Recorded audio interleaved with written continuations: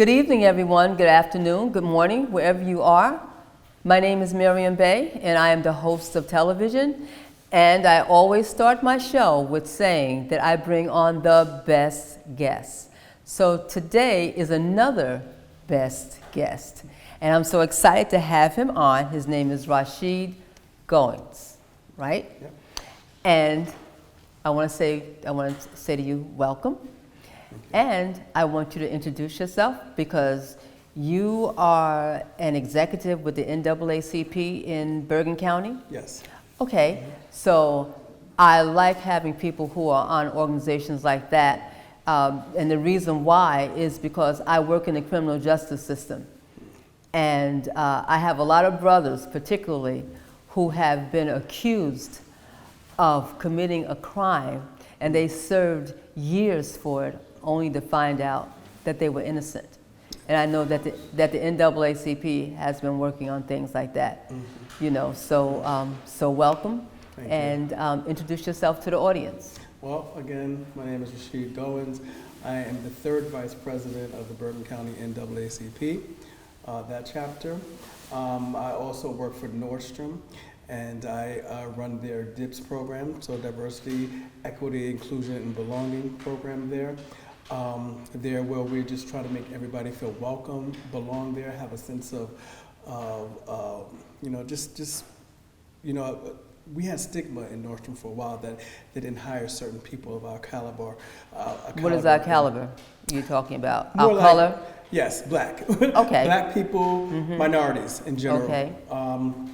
In higher positions. Now they hired us to work, but in those higher levels, and I'm proud to say in the last 2 years we've actually promoted the first black female president of Nordstrom. A lot of people don't know that our company is now run by a black female. Oh, nice. And so that was something that we've progressed to.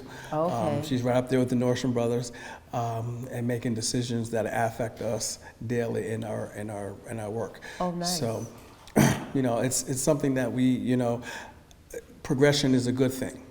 Even in the work I do with the NAACP, we always talk about the bad, and we always discuss what, what is in the now, but we never really talk about where we've come from. And that's very important because history is always important. Yes.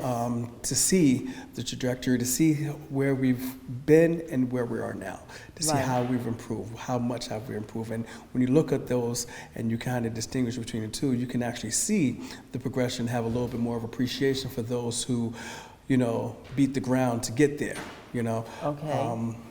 Yeah, that's kind of my life right now. Okay, so the progression that you're speaking of, is that with Nordstrom or with us in general in America? Both. And not just with America. We've had a black president now. We may have another one coming soon. There are some things that have changed. There's still a lot of things that need to be, addressed. Of course, the generational, the wealth, the gap in between, whites and blacks or any other nationality or race for that matter. And how do we close that? How do we get people, black kids, to have the same opportunity a white kid has?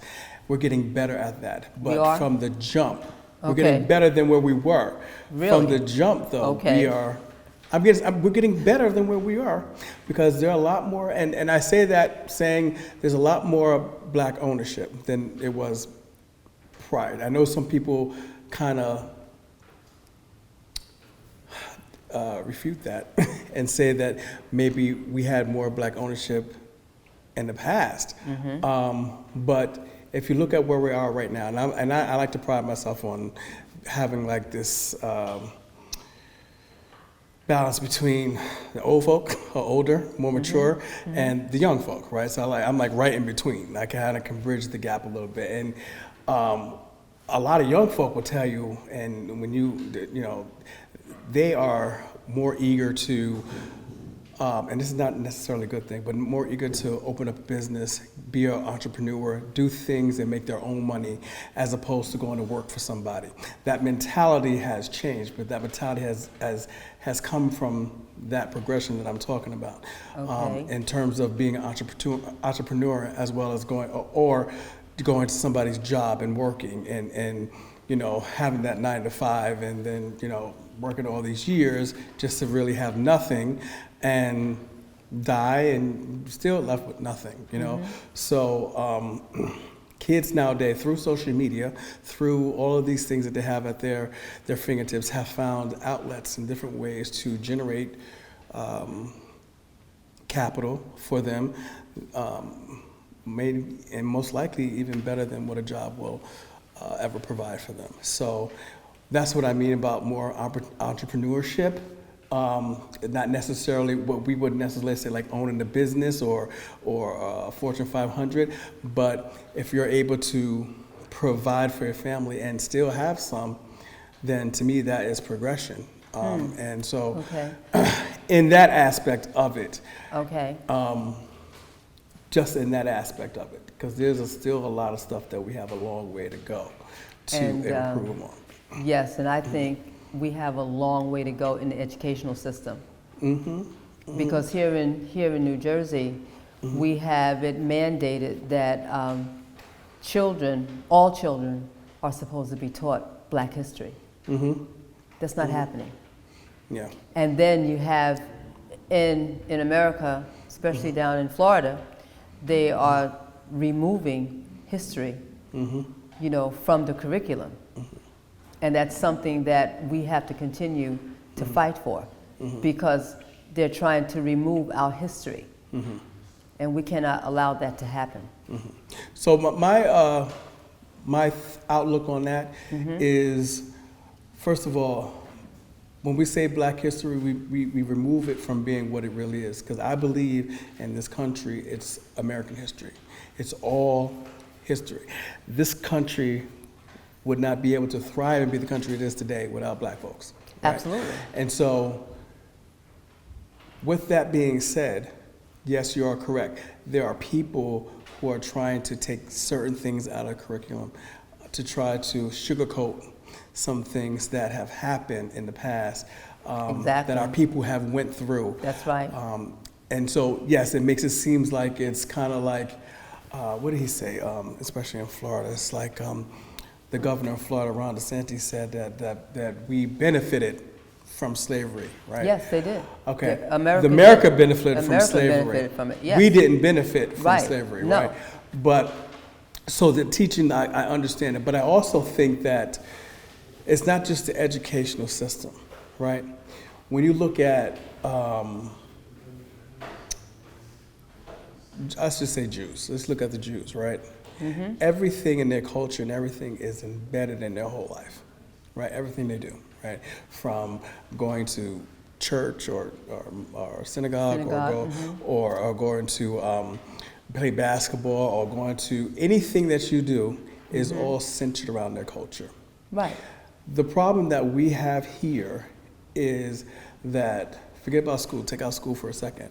We have to find different ways through church, through different organizations like the NAACP, like NAN, all these different organizations. We have to get our kids excited to be involved in it. We have to make them get involved in that so that way we can teach them the correct history.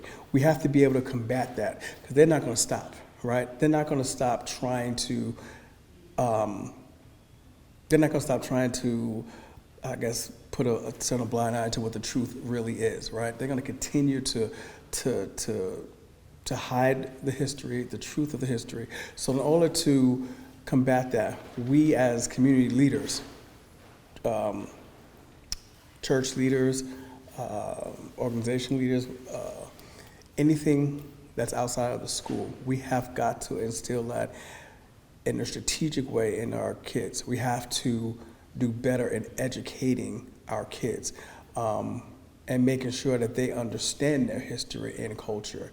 There's so much that, even if you have Black history in the curriculum, there's so much that I learned not through going to school, not going to college, but just from the history of but my grandfather, I would say. My grandfather was sort of like a historian, and he used to always tell me about, he came from Jamaica, and he was in Europe, he went to Brooklyn, so he was all over, and he got a kind of a culture back in those days where a lot of the stuff that we are claimed to be no longer having in this country, he was right in the mix of it. And so I learned a lot from him, and I thank God for him, may his soul rest in peace, but he had taught me a lot about history that they wouldn't talk about in school.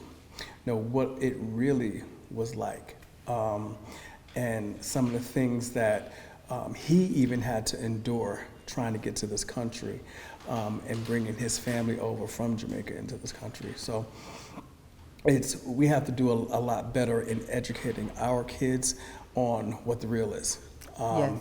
I don't think, and of course we need to have that in school, because that's when they teach American history, they teach social studies, they teach language or anything. All of that is embedded in our culture. It's African Americans, it's blacks. They have to teach it correctly. But we can't stop there. We can't just allow them to regurgitate whatever they want to in our kids' mind, because even if they decide to bring it back, there's always going to be some type of watered down nonsense that they're going to try to pull, right? So like I said, we just got to do better in educating our kids on what our history is. Because who is in the classroom makes a big difference. So if you have people in the classroom that's teaching our children and they don't like our children, they're not going to teach them Exactly. the way that they should be taught. Exactly. And the reality is that this is an ongoing issue. And if the parent, as you just mentioned earlier, if we don't know our history, then we can't teach it, Right. or demand it. Because I remember I was a Newark School Board member and president for Newark Public Schools.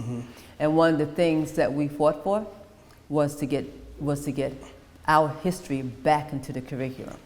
It took a while, but we got it. And but the key thing is who is standing in front of them. Doesn't matter what color they are. What matters is what their intentions are. Are they going to teach the real history? And what they're doing in this country now, as you mentioned earlier, is that they're watering down or hiding the things that they actually did to us when our parents came to America. And they used the term that we came to America as slaves. We were not slaves when we came to America. Absolutely. Okay, because when we came to America, the slave, our kidnappers brought in the best of us. So that's how they were able to build this country. And to this day, we are the only ones who have not received our reparation for building this country. And and that's one thing I highly agree with. I do believe that there should be some type of form of reparations to all blacks or descendants of slavery, because that would give a lift, and that what I'm talking about, that equity, right? That lift where we should be at, in comparison to where our white counterparts are. Right. And so But I see, do believe that they should do that. In California, they're trying to do it. It's very I saw difficult. It is a difficult situation, right? Because you got immigration, which is a big hot topic right now. It's the craziest thing in the world that immigration would be a hot topic for a country that's built on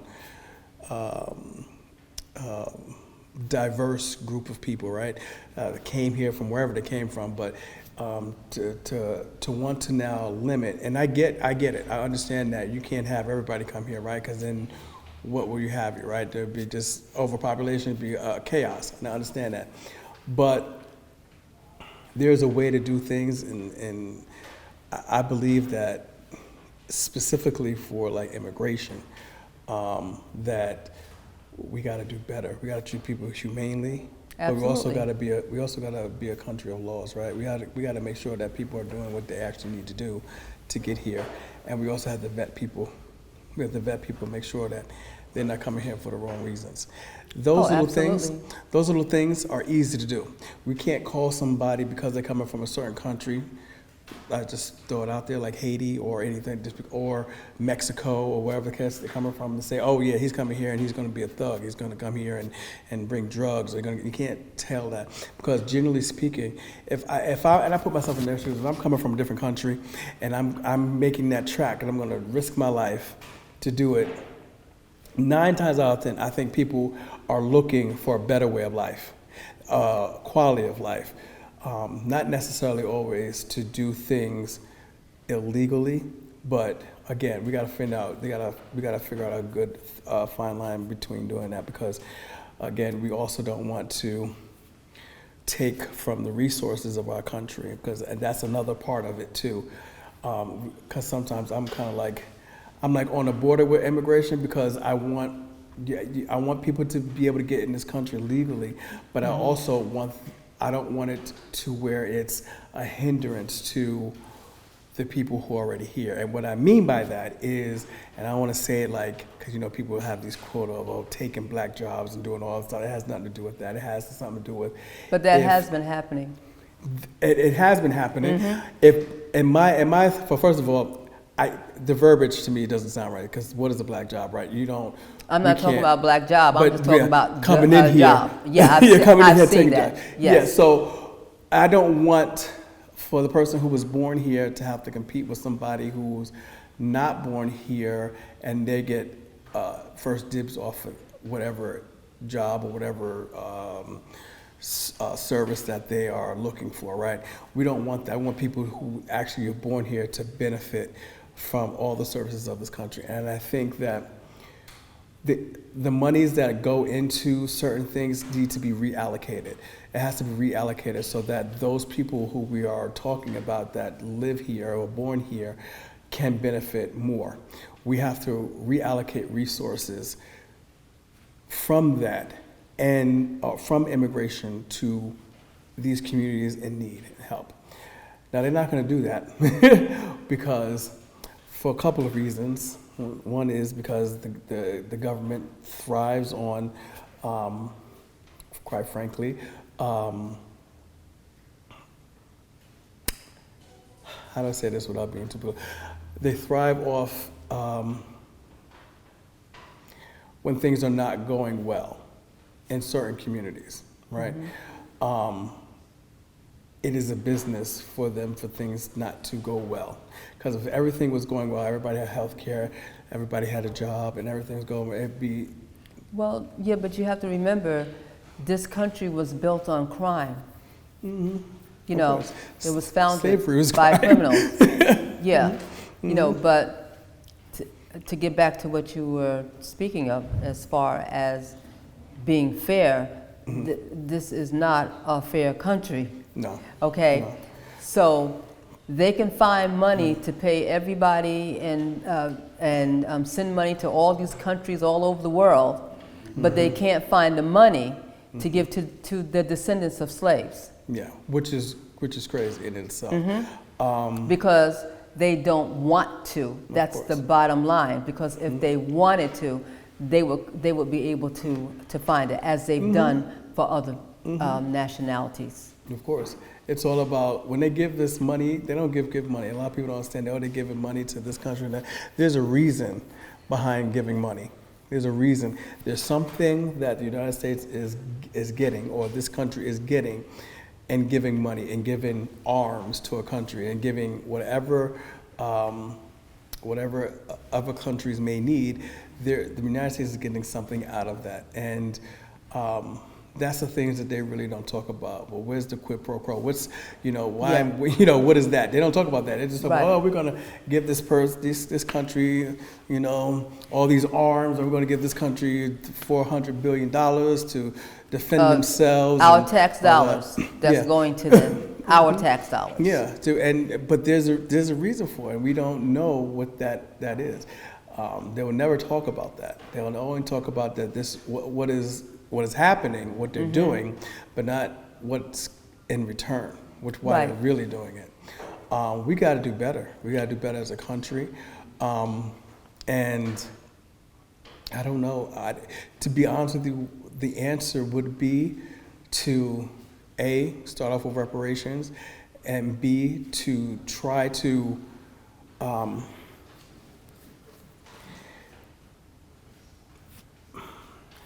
give people the real dream of why you're in this country, right? I know Kamala Harris talks about this a lot. Are you talking about those who are coming or those of us those who are have been here? Those here. Because those who are here don't see the dream, right? So those who are here don't see the dream. Okay. We're talking about the dream. We're talking about Martin Luther King's dream. We ain't talking about the dreams Right. that want to come over here. We're talking about being able to wake up and live born in this country and actually to prosper if you do what you need to do and be wealthy and then create general wealth for your family. Because I think that's where our community lacks in. You know, we can create wealth, but we don't create the generational wealth for it to flip back and forth to different generations. And we got to do better than that too. We got to not just think about our kids, kids, their kids. That's where our mindset needs to be. Not where, okay, I'm going to get this one and two of them through college, and that's it. Right. No, it doesn't stop there. You know, we have to do things. We have to do things smart. We have to, and it doesn't require a whole bunch of money. It just requires the education on how to invest and how to do things. You know, I was listening, I forgot what program I was listening to, and they were talking about some of the wealthiest families in the country, white, right? How they maintained wealth and how they continue to maintain wealth. And I looked at it and I was looking at how did they do it? By using, I'm not gonna say the group or anything, but by using the life insurance policy. And the what policy? Life insurance policies. Oh, okay. Right.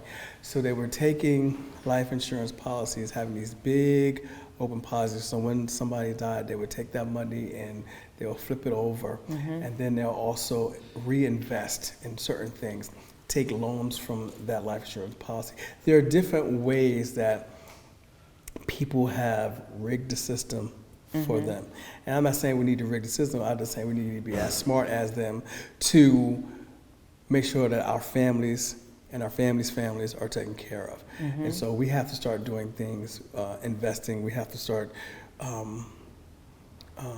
being more proactive in the financial world. Proactive, you know, key.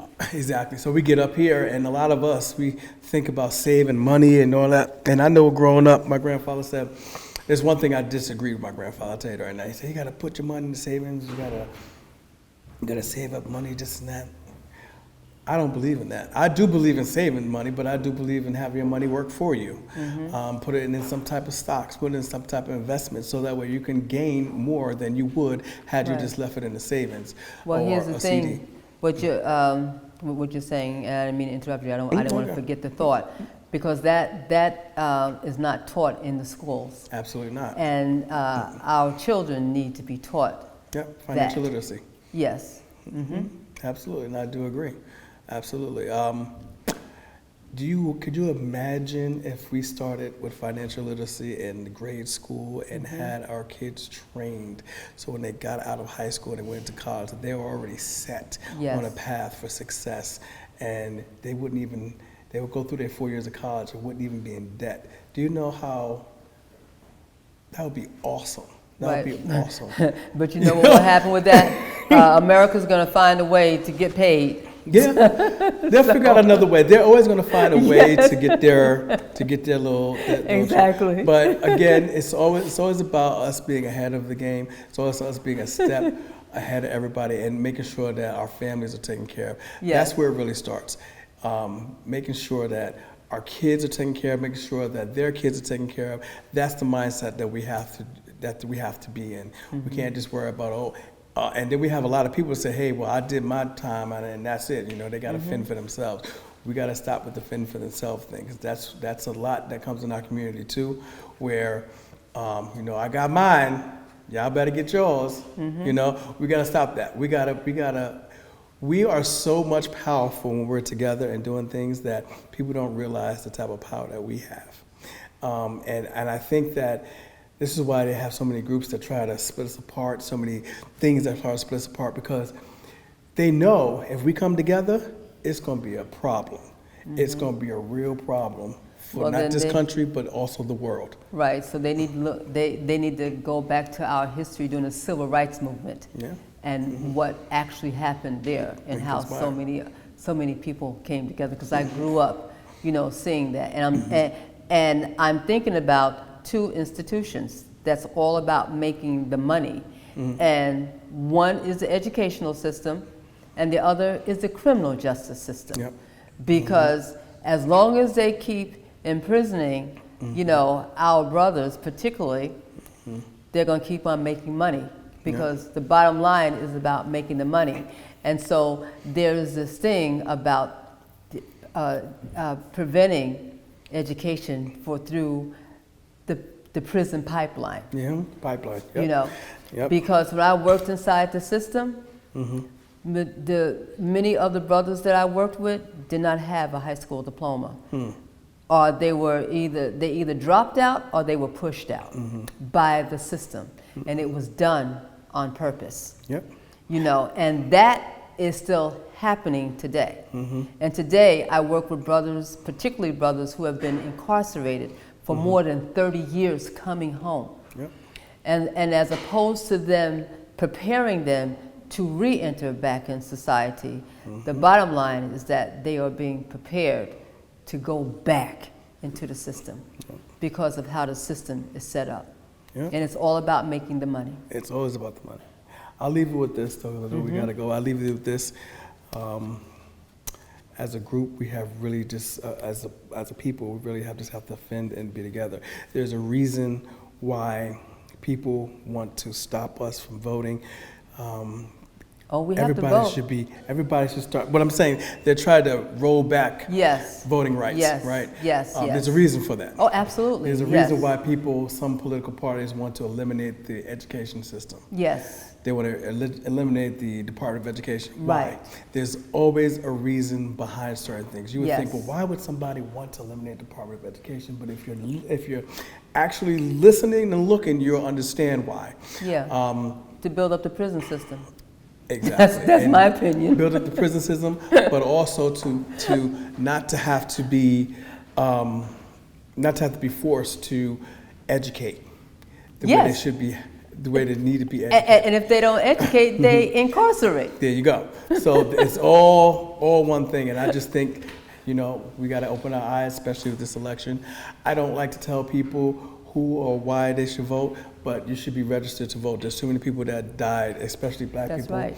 They was like, hey, you got to also think about, I don't believe, you can't have one candidate that you 115, agree with. There's not one candidate like that, but you have to go with somebody who has more of your values than somebody else. Well, here's the thing, regardless of who you vote for, because to me, it's all in God's hand. This is true, because he's the ultimate, right? But you need to vote, because if you don't vote, do not complain. Exactly. That's the bottom line. Exactly. So I want to thank you for coming on this evening. Thank you. I appreciate it. Brother, because I don't want to mispronounce your name, Brother Rasheed. Yes. Right. Yes. From the Bergen County NAACP. Yep. Thank you so much. I appreciate that. Thank you for having me. Thank you. All right. And thank you, and have a great day.